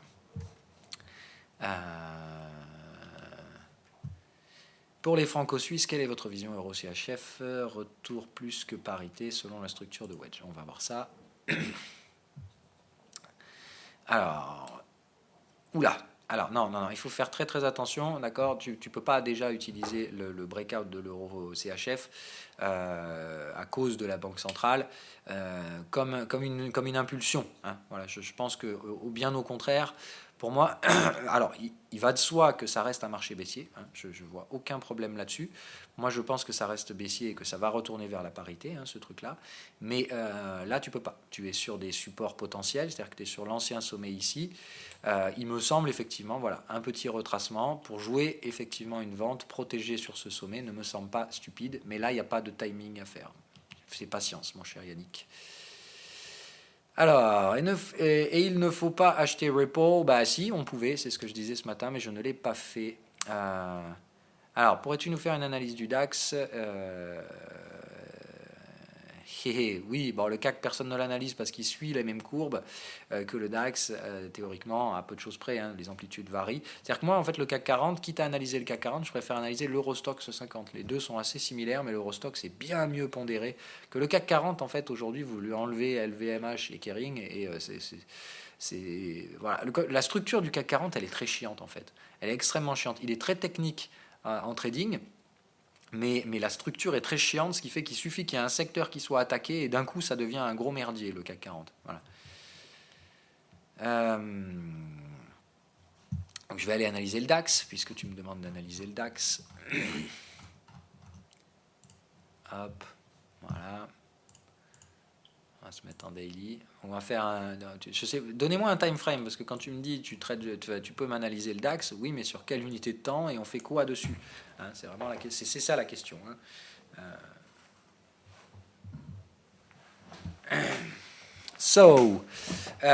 Pour moi, tu es sur une trendline de support, plus un support graphique qu'on a enfoncé gentiment hier, mais c'est normal. On va regarder où en sont les oscillateurs. C'est survendu et c'est cyclique. D'accord, hein, tu vois bien les cycles. C'est-à-dire que là, il n'y a pas de tendance baissière, il y a une cyclicité qui se met en place. Donc ça me laisse à penser structure consolidante. Donc je pense qu'il peut y avoir un pump encore sur les actions européennes, possible. En tout cas, je dirais que ce n'est pas impossible. Mais le problème, et c'est toujours le même, et c'est celui que je vous donne depuis des semaines, voire des mois, c'est que Wall Street drive complètement tout le marché. C'est-à-dire que si Wall Street se crache, je suis désolé, la zone européenne n'ira pas faire un sommet historique. C'est impossible. Il y a tout ce qu'il faut pour que ça chute. L'épaule, tête-épaule, la cassure de la ligne de coup. Donc je ne vois pas pourquoi le marché européen s'arrêterait là. Donc si Wall Street se casse la gueule, c'est probablement suivi de l'épaule tête-épaule. Donc si tu achètes là, je suis désolé, tu achètes la cassure baissière d'une structure baissière. Donc il faut être showtime, c'est-à-dire que là théoriquement il y a tout pour un breakout et tu t'amuserais à acheter un breakout baissier. Donc moi je dirais non. Je dis non à trader ce marché, sauf autrement qu'à très court terme, parce que c'est brûlant. C'est brûlant et c'est lié à Wall Street. Ce qui fait que là, je suis navré, mais tu prends un risque considérable en te foutant là-dedans. Voilà. Et si tu traites ça donc, dans un contexte daily, là tu vois que par exemple, en 2 heures, tu as un beau signal bullish, mais non confirmé. C'est-à-dire que tu as un marché qui est plutôt tendanciel baissier, mais qui donne un cycle bullish. C'est-à-dire que tu as des cycles qui commencent à être intéressants pour des achats. Par contre, le problème, c'est que là, tu n'as pas un momentum qui suit. Tu as un momentum qui reste bien bear, à moins que ton momentum, là, il arrive à casser ça, c'est-à-dire arrive à installer un plus haut. Il faut quand même rester showtime. Voilà, je pense que le rebond du DAX, là, ce matin, c'est bien. Ça montre que les bears étaient en contrôle, mais que les bulls répondent quand même aussi sur ce support. Mais pour moi, le momentum reste tellement baissier que là, les mecs qui s'amusent à acheter, tu vois, dès que ça vient tester une résistance, ils se barrent assez vite de ce marché. Voilà. Donc je dirais, si tu joues les achats, là, c'est jouer des petits rebonds, mais évidemment, dès que ça arrive sous des résistances, tu prends des profits rapidos. Tant que les boules n'arrivent pas à installer un momentum haussier, ça risque d'aller plus bas, ce truc-là. Le risque, c'est que tout simplement, l'épaule tête-épaule continue de se valider et qu'on racle tout ce petit monde. Et là, tant que tu n'invalides pas la structure épaule tête-épaule, c'est-à-dire que tu ne reviens pas chercher les 12 000, pour moi, c'est juste mort le DAX. Enfin, mort. C'est très, très dangereux de se foutre autrement qu'à la vente. Enfin, là, je pense que pour un vendeur, il faut prendre des profits. C'est tout ce que ça veut dire. Maintenant, il faut voir jusqu'où ça retrace. Là, je dirais que ce qui fait remonter les prix, c'est surtout les vendeurs qui encaissent des gains. Tout simplement, voilà. Moi, le timing actuellement, c'est ça, hein. On encaisse des gains par rapport aux grosses chutes qui ont été faites sur l'ensemble des indices, tout simplement pour sécuriser les positions. Et ensuite, on voit et on attend que le marché donne une direction. Donc, je pense qu'on va digérer ça pendant quelques jours. Et ensuite, on trouvera la direction. C'est-à-dire, pour moi, DAX va faire mumuse là entre ces 11 009 et la zone support là des 11 005. Ça fait une zone de 400 points dans laquelle le DAX risque d'évoluer dans les prochains jours et semaines. Et ensuite, soit ça continue, et là c'est mort, et on va bien bas sur le DAX, hein, on va se retourner vers les 10 000, soit on se reprend à la hausse et on pourrait se diriger vers des sommets historiques à horizon plusieurs trimestres. Mais ça dépendra obligatoirement de la direction de Wall Street. Tout dépend de Wall Street, et en fait tout dépend d'Apple, puisque Wall Street dépend clairement de la valorisation d'Apple. Donc je préfère être clair et franc. Pour moi, c'est Apple qui décide de l'avenir du marché. Hein, alors c'est complètement fou qu'une seule action aujourd'hui décide de tout, mais c'est le contexte dans lequel on est. Pardon, allez on continue. Autre question. Est-ce que le XAG est-il un meilleur investissement que XAU? Non, je pense pas. Je pense que c'est un peu pareil. Moi je prends les deux pour répartir, mais voilà. Jetez un coup d'œil à Microsoft.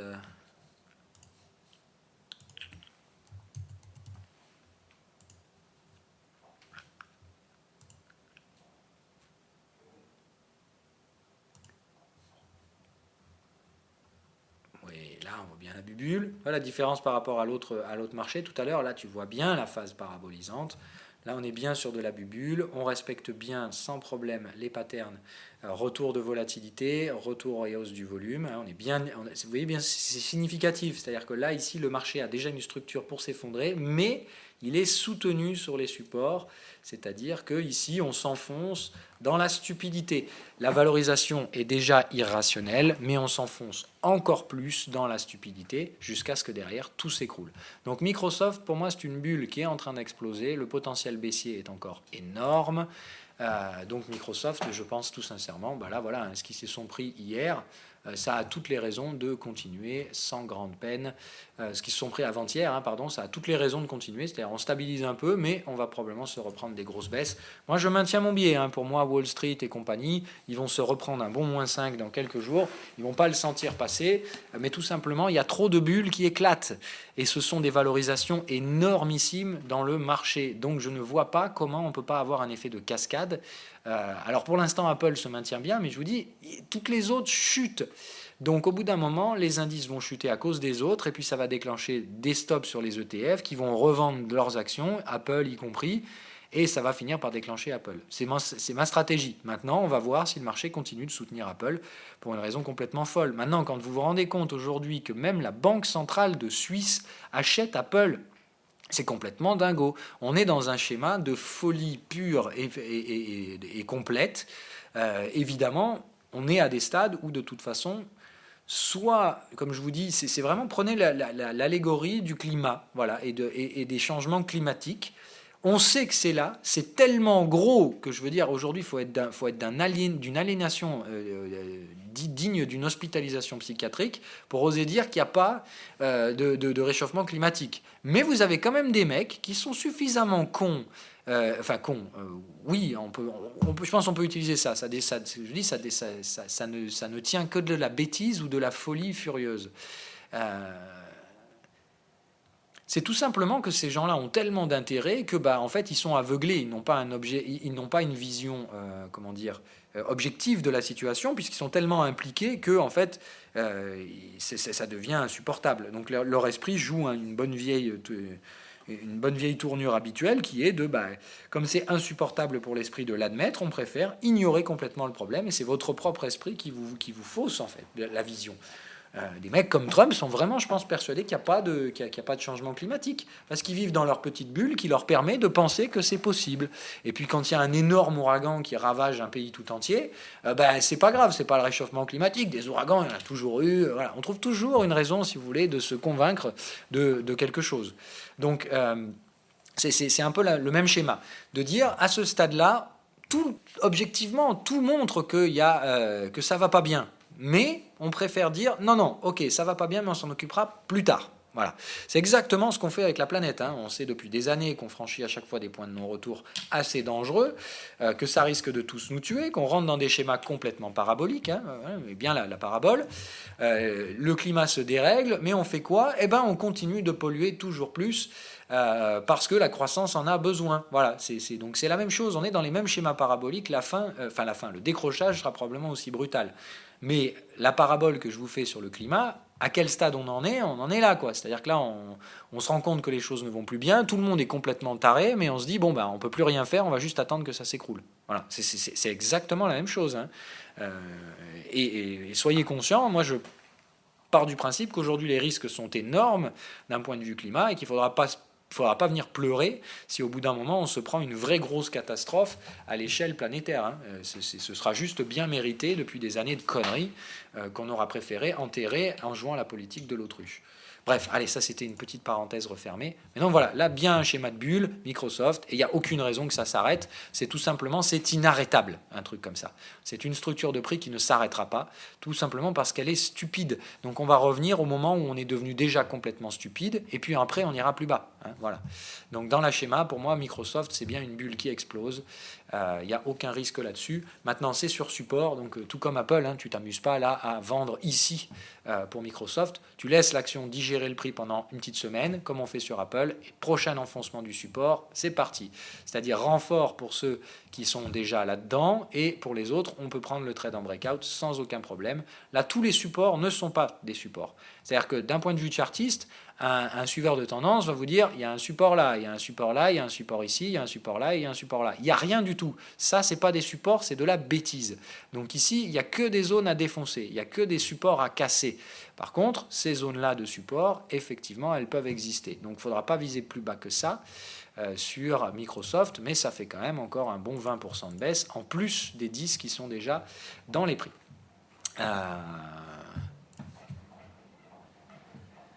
Alors, peux-tu expliquer comment tu analyses le volume exécuté et interprètes...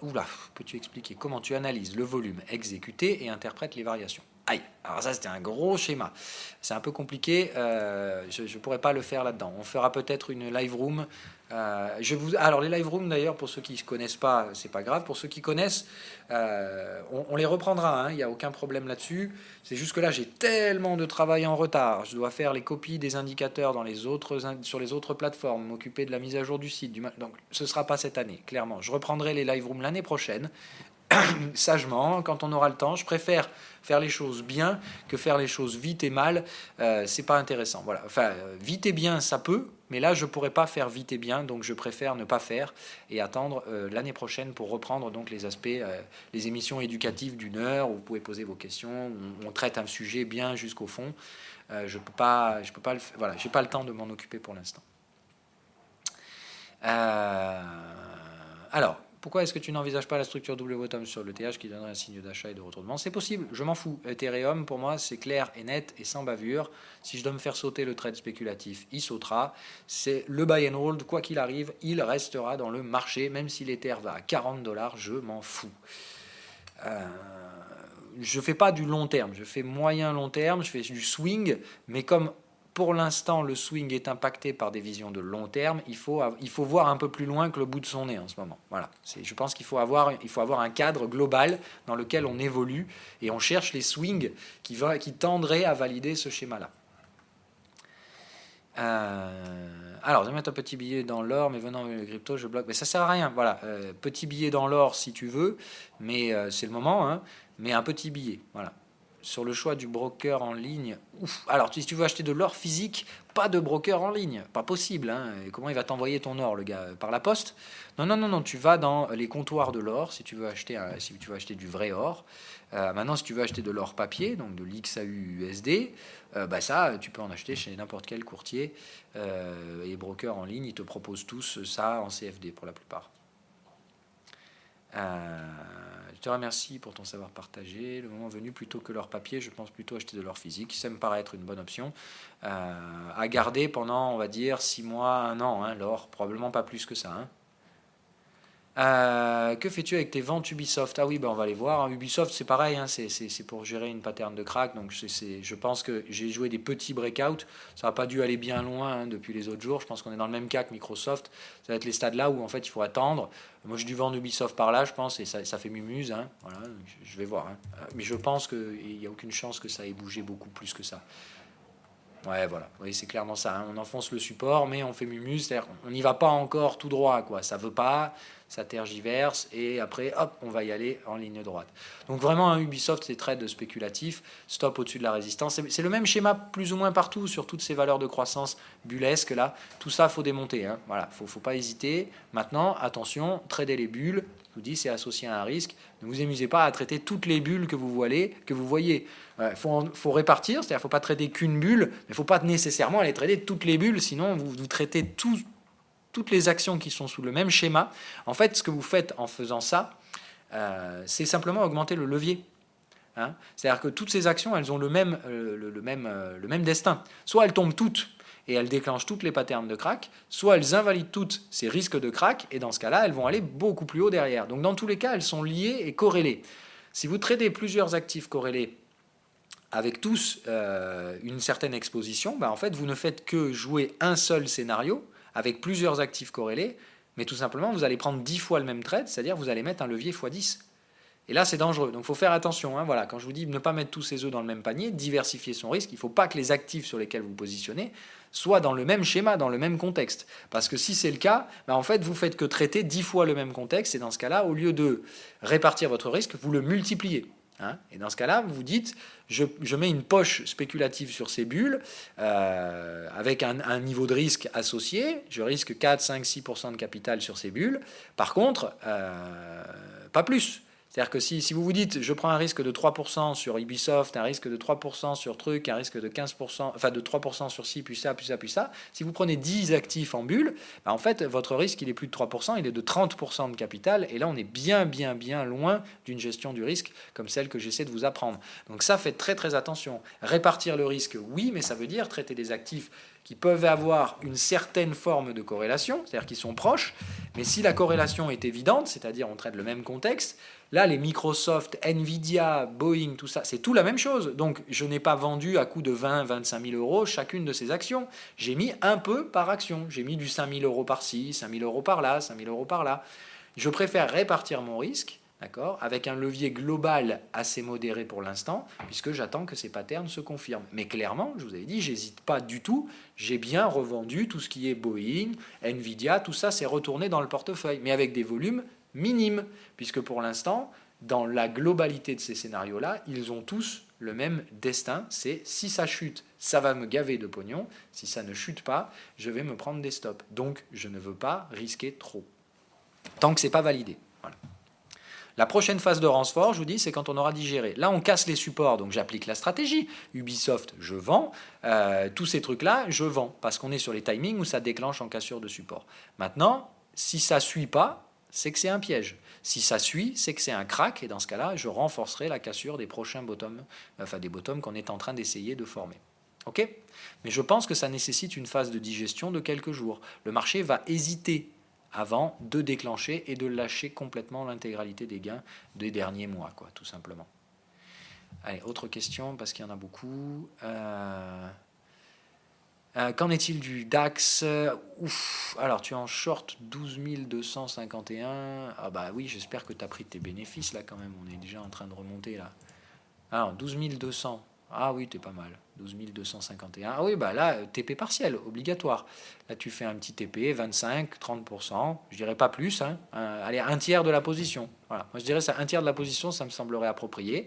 Parce que tu as un marché qui reste cyclique, qui a une possibilité assez forte de déclencher une tendance. C'est-à-dire que je pense que ce mouvement-là va continuer, mais que là, à court terme, évidemment, on risque d'essayer de matérialiser un support. C'est-à-dire, ce qu'il y a, tu vois, là, on est en fin de cycle vendeur. Donc, ce que j'aimerais voir, c'est un cycle acheteur un peu à plat, qui fait remonter le cycle là, et d'un coup, hop, paf, ça repart au sud. C'est-à-dire, en gros, tu vois, ça fait ça essaie de remonter, et bam, ça déclenche une tendance. J'aimerais voir ça. Maintenant, ça, c'est conditionné à Wall Street. Je pense que l'impulsion est faite, terminée pour le DAX. Maintenant, la question, c'est de savoir jusqu'où. et combien de temps on peut tenir sur ces zones où il y a bien un support. Mais pour moi, c'est un support où je ne vois pas nécessairement des bullish achetés. Par contre, je vois bien sur ce support beaucoup de vendeurs encaisser des gains qui vont mécaniquement faire remonter ou stabiliser les prix avant de retrouver une forte demande vendeuse et à travers les supports. Voilà comment je vois les choses. Donc je gère mon risque en fonction de ce cadre-là. Je n'ai pas la science infuse, je ne sais pas ce que le marché fera, je suis juste obligé de me projeter. Je pense qu'on ira plus bas que les prix actuels. Simplement, la question, c'est comment.